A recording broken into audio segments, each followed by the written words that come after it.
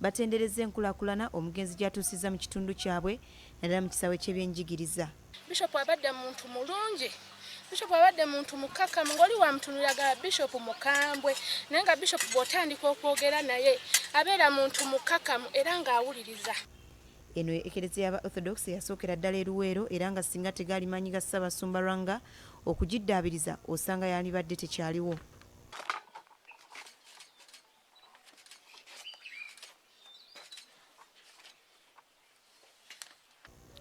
Father Asanosias Kanoonya Nsuubuga ku ekereziya eno aliko bingi byatubuulidde ebikwata ku mugenzi era ng'atandikidde na ku kyakutulaga kifo emabega w'ekereziya eno awaziikibwa maama wa Ssaabasumba Lwanga nga naye we yalaama okumuziika. Mu myaka gye gimu egy'e97 ne bajja n'akola omulimu munene nnyo okuddaabiriza ennyumba eyo, okuddaabiriza ekirisiya eyo era n'okuperereza abayonaani okuzimba essomero eryo erya Bishop Nankyama. Mu kiseera kino okuyoyota ekifo kugenda mu maaso omuli okulima okusaawa n'ebirala olw'abagenyi abawerako abasuubira okwetaba mu kuwerekera Ssaabasumba Lwanga.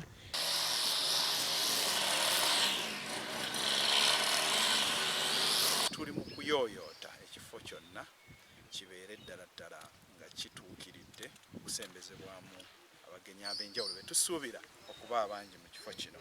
Father Asanosias Kanoonya Nsuubuga atubuulidde ebimu ku byafaayo by'omugenzi eyatandika okuweereza mu kifo kino mu mwaka gwa 1997 era alambuludde ku byakoze omuli okuzimba ekereziya ez'enjawulo n'amasomero ebikulaakulanyizza ennyo ekitundu kino. Wano yawudde abakabona abasukka mu 7 mu kitundu kino. Nze mubereberye bwe yasooka okwawula mu kitundu era nanzimbira ekkanisa mayiro nga 2 okuva wano bayita St. Silas. Nayawula kabona omulala bamuyita Daudi Kiwanuka ku ludda lwa Munanikawo n'azimbawo ekyaki. N'agenda erinnya lyawo n'azimbawo kyaki bagiyita St. Nectarius. Nadde e Kabonge eyo kyaki yali eremye n'agimaliriza. Ono atubuulidde nti eddimu lyafundikidde nalyo kwe kuzimba ekereziya mu kifo mwennyini omwali ennyumba z'abakadde be mwe baamuzaalira.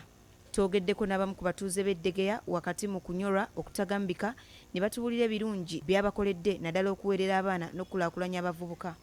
Abadde jjajja waffe ate abadde aweerera abaana.